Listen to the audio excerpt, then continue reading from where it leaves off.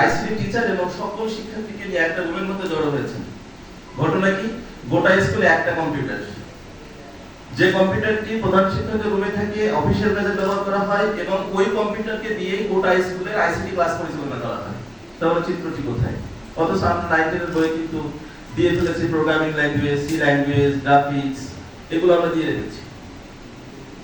তাহলে ঘটনাটা কি ঘটছে? শিক্ষা তো পণ্য আমরা প্রতিষ্ঠিত করেই ফেলেছি, ব্যাপক বৈষম্য শিক্ষা ক্ষেত্রেই বিরাজ করছে।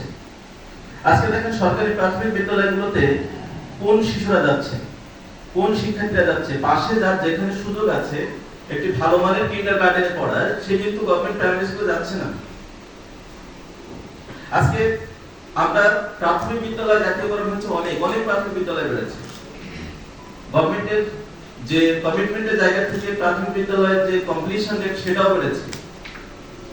সেকেন্ডারি স্কুলে এনরোলমেন্ট বেড়েছে, সেকেন্ডারিতে ড্রপ আউট রেট ম্যাক্সিমাম। দেখেন প্রাথমিকের যত অ্যারেঞ্জমেন্ট আছে, সেকেন্ডারি আর টারশিয়ারিতে কিন্তু সেইভাবে অ্যারেঞ্জমেন্ট হয়নি। আমাদের বিবিএস এর সর্বশেষ একটি তথ্য যে প্রায় 27.5 লক্ষ যুবক বেকার, তারা কিন্তু শিক্ষিত। এই শিক্ষিত যুবক বেকার 27.5 লক্ষ প্রায়, কেন?